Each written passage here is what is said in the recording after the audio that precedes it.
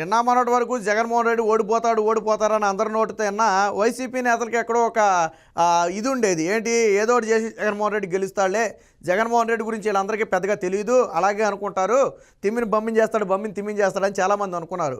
కానీ ఆ బమ్మిని తిమ్మిని చేసిన అసలు వ్యక్తి వేరే ఉన్నాడు 2019లో. ఎవరు అంటే ప్రశాంత్ కిషోర్.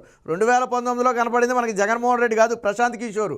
జగన్మోహన్ రెడ్డిని మాట్లాడిన మాట దగ్గర నుంచి, ఆయన వేసుకున్న డ్రెస్ వరకు, ఆయన నడిచిన నడక దగ్గర నుంచి, ఆయన మాట్లాడిన మాట వరకు ప్రతిదీ కూడా ప్రశాంత్ కిషోర్ స్క్రిప్టే. ఆ స్క్రిప్ట్ ప్రకారమే 2019లో జగన్మోహన్ రెడ్డి నడుచుకుని తర్వాత ఎన్నికల్లో విజయం సాధించాడు. అంటే ప్రశాంత్ కిషోర్కి జగన్మోహన్ రెడ్డి అణువణువు తెలుసు.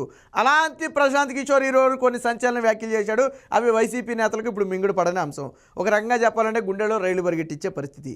ఏం చేశాడు, నిన్న హైదరాబాద్లోని ఒక కార్యక్రమంలో పాల్గొనడానికి వచ్చినప్పుడు ఒకరు అడిగారు, వచ్చే ఎన్నికల్లో మరి జగన్మోహన్ రెడ్డి పరిస్థితి ఏంటి ఏపీలో అని. ఎందుకంటే గతంలో నేను పనిచేశాడు కాబట్టి వాళ్ళకి.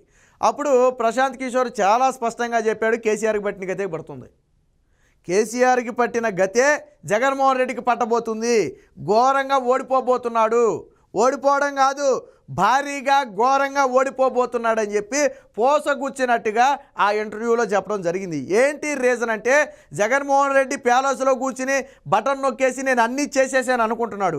బట్ అది అభివృద్ధి కాదు. 5 రూపాయలు 10 రూపాయలు వారి చేతిలో పెట్టడం వల్ల వారు అభివృద్ధి చెందారు అనుకుంటే అది పొరపాటే.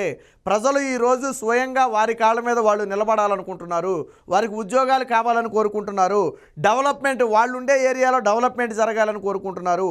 ఇవన్నీ లేని రోజు జగన్మోహన్ రెడ్డి ఎన్ని ఇచ్చినా వృధానే.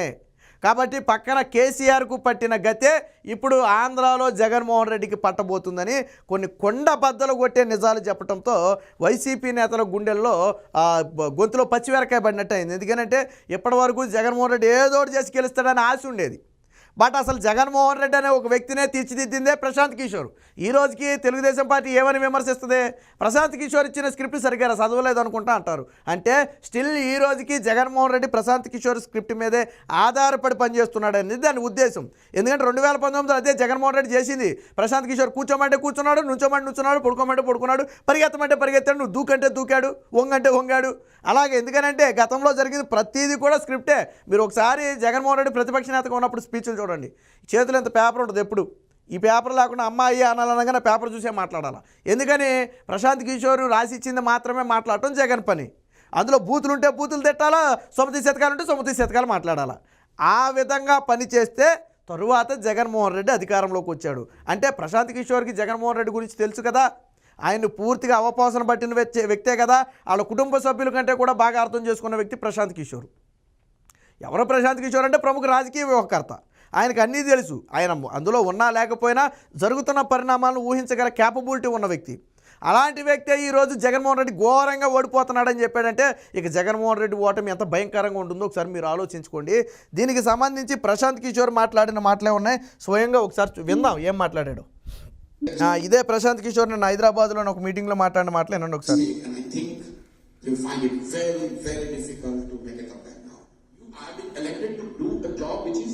being more than provider.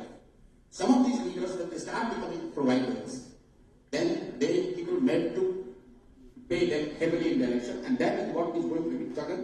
My gut is telling that he's losing big, not losing big. విన్నారు కదా, నాట్ లూజింగ్ బిగ్. ఓడిపోవటం అంటే మామూలుగా ఓడిపోవడం కాదు, భారీగా ఓడిపోబోతున్నాడని స్వయంగా ప్రశాంత్ కిషోర్ నోడుతూనే చెప్పాడు. మీరు ఒకసారి వినండి. Pay them heavily in the election, and that is what is going to be struggled. My gut is telling that he's losing big, not losing big. So ఓడిపోవడం కాదు, భారీగా ఓడిపోబోతున్నాడని చాలా స్పష్టంగా ప్రశాంత్ కిషోరే చెప్పాడు. దీనికి సంబంధించిన వార్త కూడా వచ్చింది, ఒకసారి చూద్దాం. సో ఇక్కడ చూడొచ్చు, యువత ముఖ్యంగా విద్యావంతులు ఉద్యోగాలు కోరుకుంటారు, ఇతరత్ర ప్రయోజనాలు కాదు, ఉచితాలపైనే జగన్ పూర్తిగా ఆధారపడ్డాడు. దీనివల్ల ఆయన గడ్డు పరిస్థితులను ఎదుర్కోబోతున్నాడు. మామూలు ఓటమి కాదు, భారీ పరాజయం తప్పదు. జగన్కు భారీ ఓటమి వేరు, భారీ ఓటమి వేరు. పక్కన కేసీఆర్ ఓడిపోయాడంటే కొద్ది గౌరవప్రదంగా ఓడిపోయాడు. బట్ జగన్మోహన్ రెడ్డి రేపు ఘోరంగా ఓడిపోబోతున్నాడు. ఒక రకంగా చెప్పాలంటే ఆయనకు ప్రతిపక్ష హోదా రావడం కూడా కష్టమేనేమో అనే పరిస్థితిలో ఓడిపోబోతున్నాడు. భవంతిలో కూర్చుని అంతేగాని బటన్ నొక్కితే ఓట్లు రాలవు, ప్రజల అభివృద్ధి కోరతారు, యువత ఉద్యోగాలు అడుగుతారు, ఇతరత్రా ప్రయోజనాలు ఆశించరు. అంతే కదా, ప్రజలు డెవలప్మెంట్ కోరుకుంటారు, యువత ముఖ్యంగా ఉద్యోగాలు కోరుకుంటారు. ఈ రెండూ కూడా అభివృద్ధి లేదు, ఉద్యోగాలు లేవు, ఈ రెండు ఏపీలో లేవు. ఆ రెండూ కాకుండా ఇతరవేమీ పెద్దగా ఆశించరాళ్ళు. నువ్వు పప్పు బెల్లాల్లాగా పథకాలు పంచినా అవి తాత్కాలిక ఆనందమే తప్ప వాటి గురించి వాళ్ళు ఎప్పుడూ ఆశించరు చదువుకున్న వాళ్ళు. ధనమే కీలకమైతే ఏ ప్రభుత్వాన్ని ఓడించలేరు. అది నిజమే. నిజంగా ధనమే కీలకమైతే జగన్మోహన్ రెడ్డిని కొట్టిన తర్వాత లేనే లేడు. జగన్మోహన్ రెడ్డిని ఒక 50 ఏళ్ల పాటు ఎవరు ఓడించలేడు. అయితే అన్ని సమయాలలో ధనమే కీలకం కాదు. ప్రజల్లో మార్పు వచ్చినప్పుడు నువ్వు ఎంత ఖర్చు పెట్టినా మార్పు అనేది తథ్యం. కాబట్టి ధనమే కీలకమనేది కానే కాదు. ప్రజాధనం ఖర్చు చేస్తూ వారి బాగోగులు చూస్తున్నారనుకోవడం తప్పు. జగన్కు కేసీఆర్ గతే.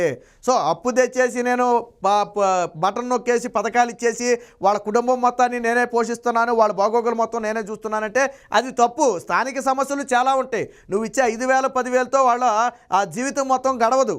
కాబట్టి సమస్యలు చాలా ఉంటాయి. నువ్వు సమస్యలు తీర్చకుండా కేవలం ఉచితాలు ఇచ్చాను కాబట్టి నాకు ఓట్లు వేస్తారనుకుంటే పొరపాటే. పథకాలు అనేవి గతం నుంచి వచ్చిన పథకాలు. నువ్వు కొత్తగా పెట్టింది 1 2 అయి ఉండొచ్చు.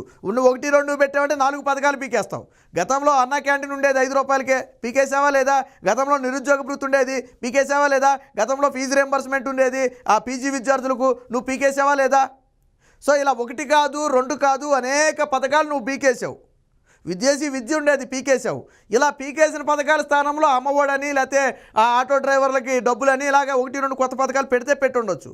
కాకపోతే అంతిమంగా ప్రజలు కోరుకునేది పథకాలు కాదు, అభివృద్ధి, స్వయం ఉపాధి. గతంలో ఉద్యోగాలు ఇవ్వడంతో పాటు స్వయం ఉపాధి లోన్లు ఇస్తే చిన్న చిన్న షాపులో లేకపోతే ఇంకోటో పెట్టుకుని వాళ్ళ కాళ్ళ మీద వాళ్ళు బ్రతికేవాళ్ళు. జగన్మోహన్ రెడ్డి వచ్చిన తర్వాత అది లేదు.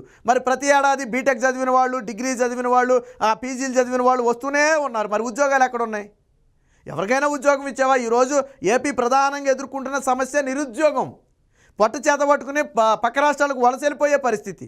ఆ పరిస్థితి ఎందుకు వచ్చింది అంటే జగన్మోహన్ రెడ్డి ఉద్యోగాలు కల్పించలేదు కాబట్టి. సో ఇదంతా కూడా మార్పుకి కారణం. కేసీఆర్ అన్నీ బాగానే చేశాడు, కాదు యువతకు ఉద్యోగాలు కల్పించడంలో కేసీఆర్ విఫలమయ్యాడు. అదే ఈరోజు కేసీఆర్ ఓటమికి కారణమైంది. మరి అలాగని జగన్మోహన్ రెడ్డి ఉద్యోగాలనే మాటే మర్చిపోయారు 5 ఏళ్లలో. మరి జగన్మోహన్ రెడ్డి ఎంత ఘోరంగా ఓడిపోవాలి? అదే ప్రశాంత్ కిషోర్ చెప్పింది. జగన్మోహన్ రెడ్డి గురించి అణువణువు తెలిసిన వ్యక్తి ప్రశాంత్ కిషోర్. మనం అనుకోవచ్చు ఈయనకి తెలుసా ఏంటని. ఈయనకు తెలుసు 2019లో ప్రశాంత్ కిషోర్ అనే వ్యక్తి లేకపోతే జగన్మోహన్ రెడ్డి లేనే లేడు. ప్రశాంత్ కిషోర్ అబద్ధం చెప్పమన్నా లేకపోతే ఇంకోటి చెప్పమన్నా మొహమాటం లేకుండా జగన్మోహన్ రెడ్డి చెప్పాడు కాబట్టి గెలిచాడు. వాస్తవానికి ఆ రోజు ప్రతి స్క్రిప్ట్ కూడా ప్రశాంత్ కిషోర్దే. అలాంటి వ్యక్తే ఈరోజు జగన్మోహన్ రెడ్డి ఓడిపోవడం కాదు, భారీగా ఓడిపోతున్నాడని ఒక సంచలన ప్రకటన చేసేటప్పటికి వైసీపీ నేతల గుండెల్లో రైళ్లు పరిగెట్టే పరిస్థితి. ఇప్పుడు వాళ్ళంతా తట్టాబుట్టా చదువుకోవాలి. ఎందుకంటే ఇప్పటివరకు జగన్మోహన్ రెడ్డి మీద నమ్మకం ఉండేది. సో ప్రశాంత్ కిషోర్ మాటల తర్వాత సీన్ అర్థమైపోయింది వాళ్ళకి. అంతకంటే పెద్ద తోపులు ఎవరు లేడు ఇక్కడ, ఆయనకంటే ఎక్కువ ఎవరికి తెలియదులే అని చెప్పి ఇక ఓడిపోవడం ఖాయం అనుకున్నప్పుడు మునిగిపోయే నావలో మనం ఎందుకని చెప్పి మరికొంతమందికి తట్టాబుట్టా సర్దడానికి ఆల్రెడీ ఆలోచన చేసే పరిస్థితి. సో మొత్తానికి వచ్చే ఎన్నికల్లో ఏపీ ప్రజలు జగన్మోహన్ రెడ్డిని ఘోరంగా ఓడించి ఇంటికి పంపుతున్నారు అనే మాట మాత్రం ఈరోజు ప్రశాంత్ కిషోర్ మాటలను బట్టి స్పష్టంగా అర్థమవుతుంది.